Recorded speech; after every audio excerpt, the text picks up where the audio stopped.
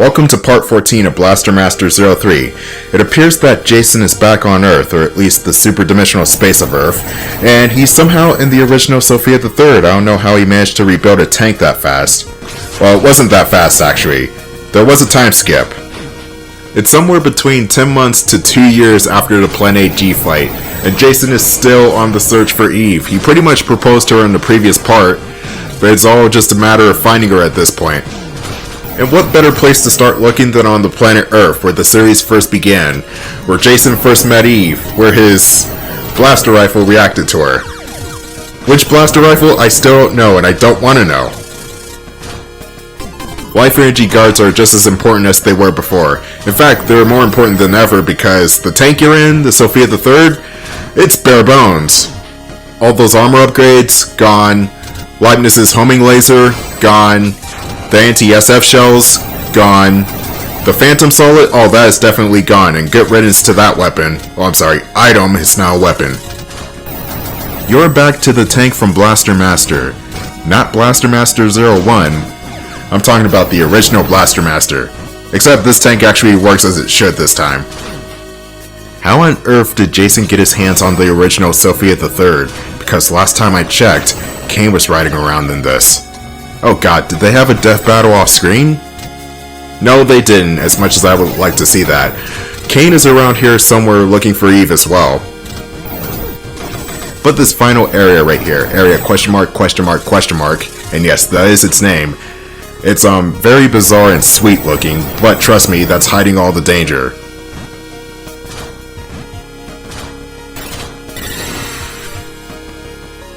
A dimensional rupture. She promised she would never interfere from superdimensional space, and yet... Now that another rupture has been found, Sophia's government and the SF will not be quiet about it. What is she trying to accomplish? World peace. She's trying to accomplish world peace. Ah, what's this? Looks like we're back in the Mobius engine from 01, Stage 3 area.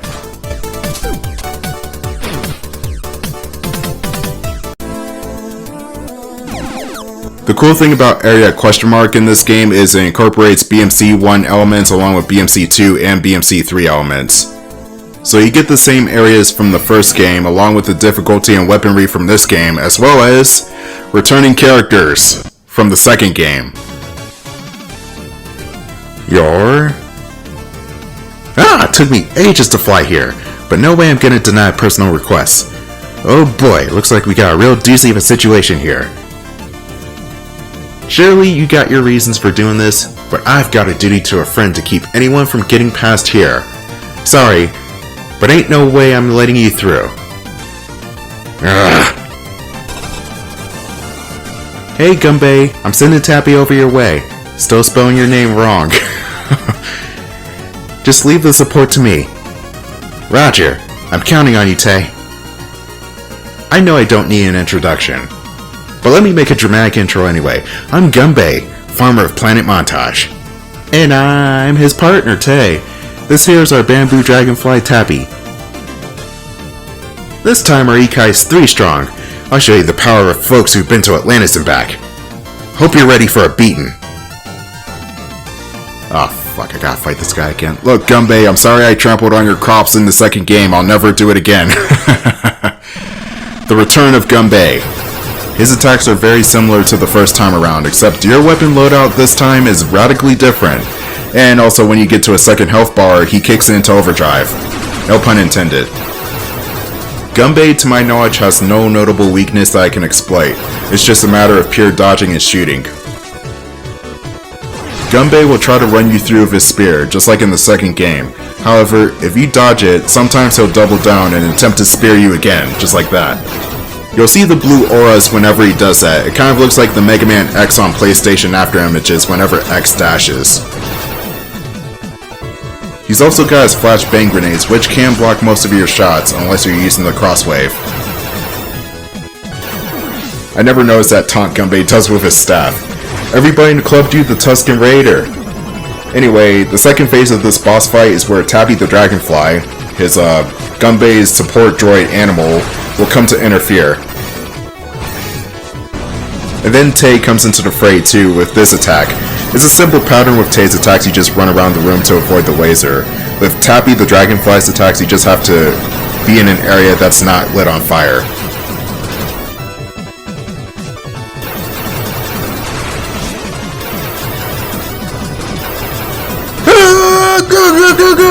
I can't do the sand person shout from Star Wars, I'm sorry. Sorry to disappoint. And that flash grenade hurts, it does 2 bars of damage, even with your body armor on. So, a note to self is, if you get flashed, you should probably call the police, because that's not good.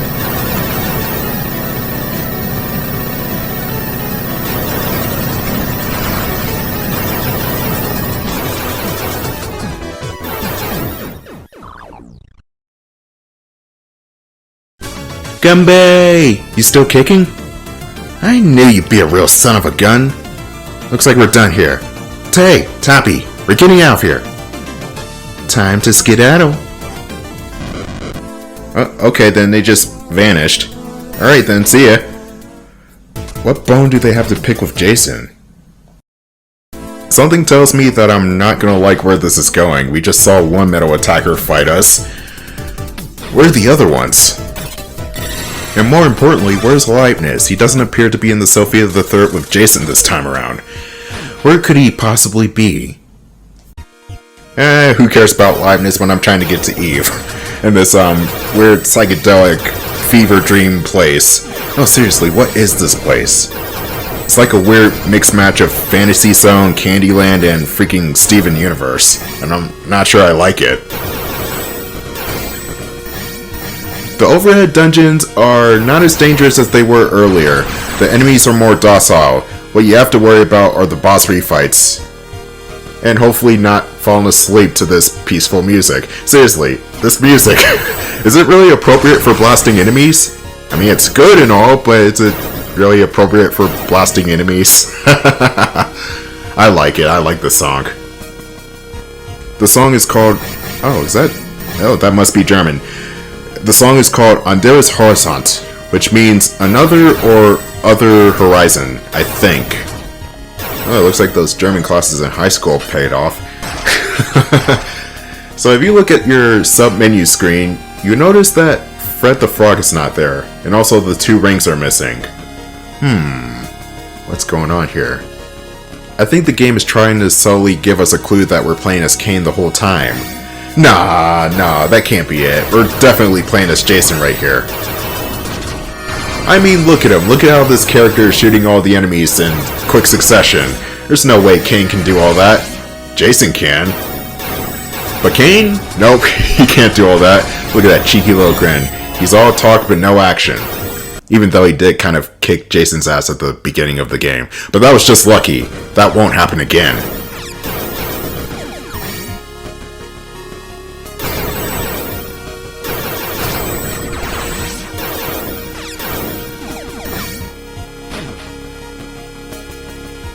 This section right here, you have to progress without the tank a little bit. Those one-hit kill distortions are back, and the tank is immune to them, but the tiny little character is not, so be careful when you're outside the tank and you're around these things.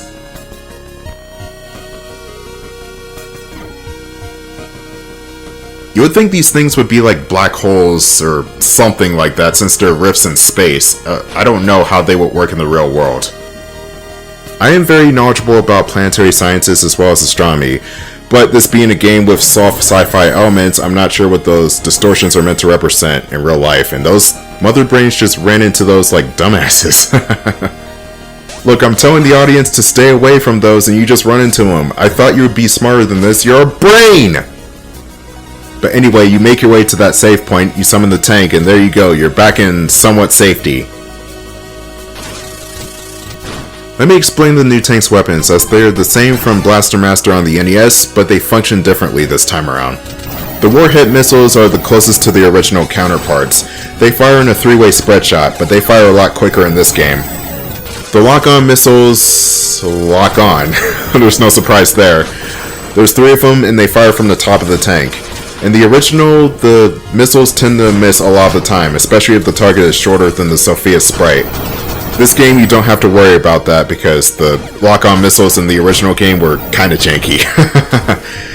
Then you got the Thunderbreaker, which honestly got the biggest improvement out of all the weapons. Before I get onto that, Earth map, you'll find it here. A map of area question mark, question mark, question mark. I'm gonna continue to call it that, or at least call it area where the fuck do I go, because this place is huge.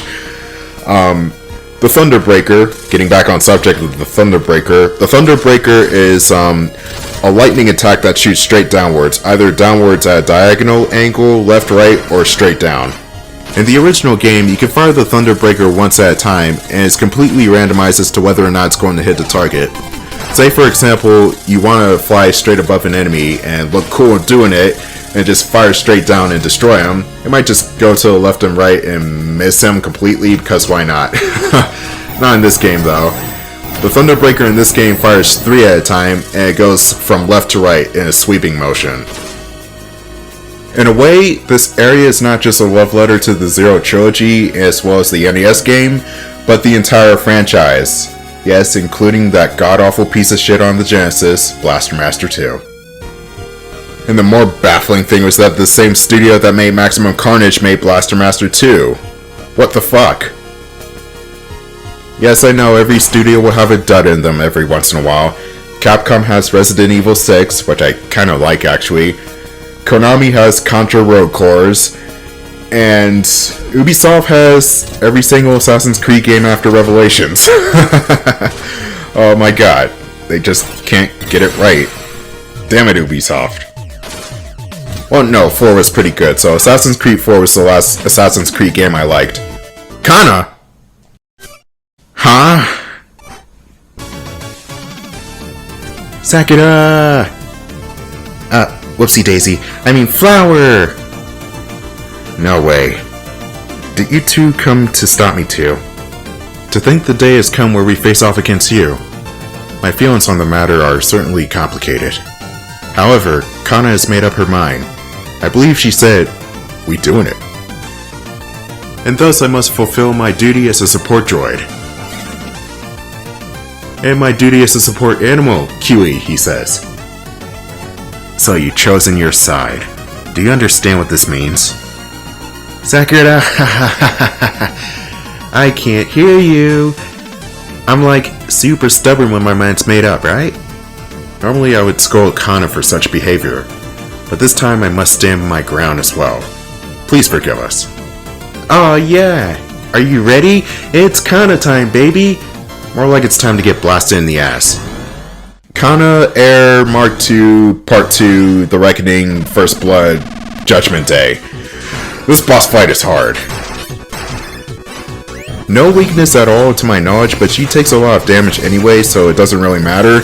But you have to worry about her attacks, and boy do her attacks hurt, and they just fill the screen up quickly, and a lot. She's got her drill attack from the original game, and by original I mean the second game, because that's where she debuted. But she does something different. She's got her friends slash people she met only a couple of hours ago, and they like to throw shit at you. And boy do they throw a lot of shit at you. Meanwhile, Kana shoots turnip torpedoes, or whatever the fuck they're supposed to be, and they explode into pink sunflowers. Be careful of those sunflowers, if you run into them at any point, they hurt. But that doesn't even begin to describe the madness that is about to happen in a couple of minutes. Or seconds, rather, because Kana's got one more desperation attack. And it's huge.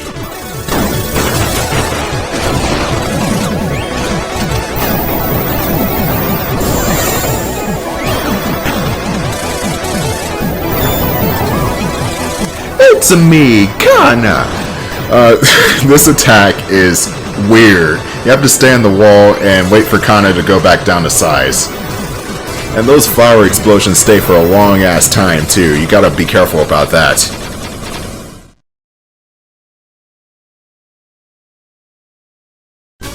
I got totally wrecked.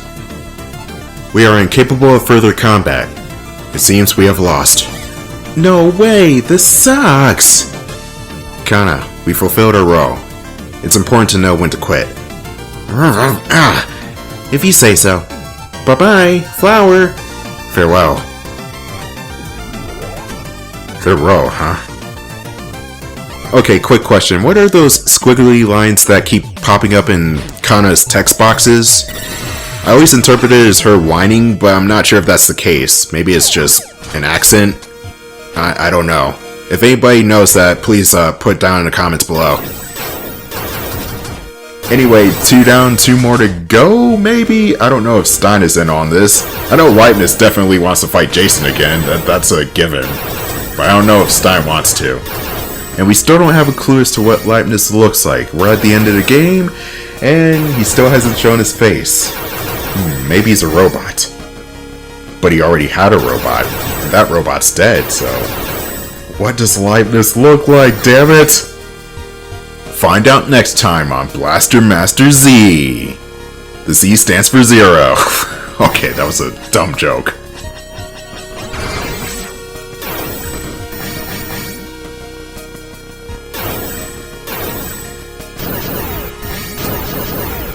Oh, those Soul Blade enemies are always a nuisance when I play this. I hate these enemies. It's mostly because they're fast and they're hard to hit because they come at diagonals. But with the shotgun though, you can slow them down and it does a lot of damage. Oh, Evil Eves are back. I think I saw those earlier actually. But yeah, the Evil Eves are back and still weak to the crosswave, the shotgun, and the blazer. I forgot what that weapon is called. The lock-on striker. They're weak to that too.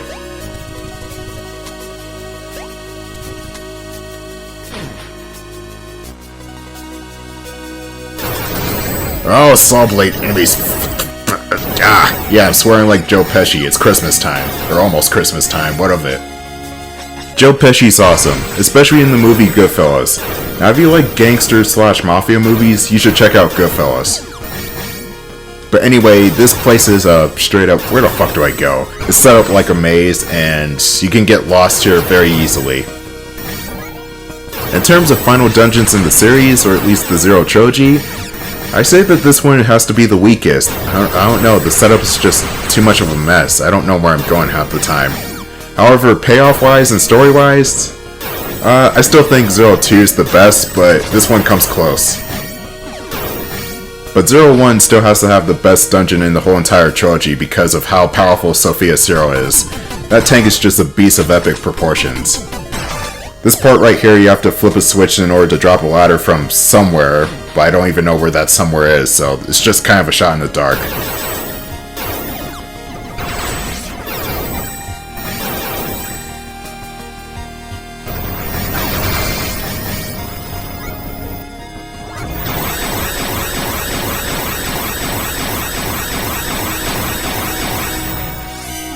Somewhere Dante is looking at that combo string and still thinks that's lame. The blast counter I just did is called the Rushing Attacker. Whenever Jason gets touched or damaged by an enemy, you can just press the triangle button to do a melee attack and teleport across the room. The lost gun level and health will be restored, and if there are multiple enemies in the same room, you could just press the triangle button again and again and again in order to get those enemies too, for a consecutive combo. It has to be touch damage with the mutants in order for the Rushing Attacker to activate. Bullets won't work.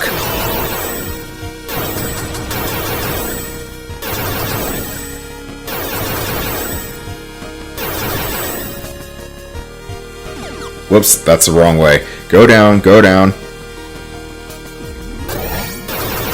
Okay, or don't go down. This is a dead end too. I don't even get this. Where the hell do I go? See what I mean? This place sucks. Okay, to the right. Maze levels are bullshit. And there is a map, yes, but finding my way around is still confusing. The Revenge of Shinobi had that one level. The Lion King, going back to that game, had that one level too. Alien 3 on the Sega Genesis is that one level. I just freaking hate maze levels. I don't know why. Actually, I know why, because I can't find my way around the damn thing.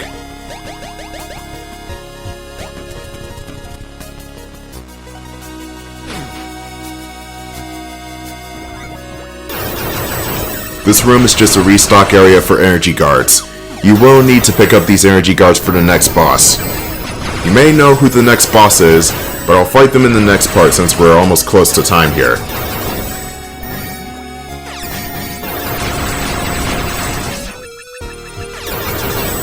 Jason's arsenal on foot for this area is mostly the same except for one exception, that being his grenades. He's back to the standard grenades. He lost the X-Shredder and the black hole bombs, but his standard grenades are now unlimited and they last a bit longer. And by last longer, I mean there's a lingering effect of the explosion on the ground, so if enemies run into that at any point, they'll take damage regardless.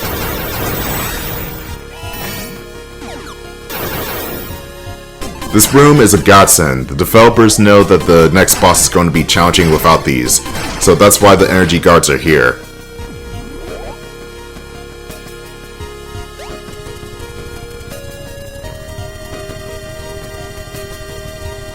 The good thing about area ***** is you don't have to worry about subspace killing you if you stay in here too long. Earth's subspace is less taxing on the human body than it was on Sophia, so there's that. Jason said this in the previous part. Oh god, get away from me.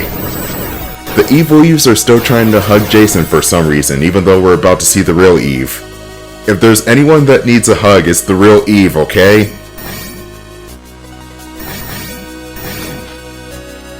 Be careful during this part, there is a distortion below. And you still have your jetpack from before, so you can just hover down safely. Yes, pass me, you're on the right track. No, what are you doing? Pass me, damn it. That door down below was the right track, but I kind of fucked that up. That's why I hate maze levels, everything here looks the damn same. Enemies do respawn whenever you leave a dungeon, but if you leave a certain room in the same dungeon, they won't respawn.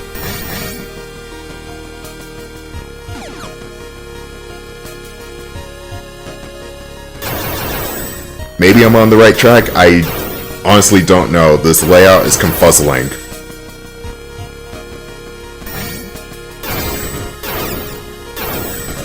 And yes, this place is absolutely ridiculous. Tune in for part 15 where I fight the other metal attackers and there's a big reveal.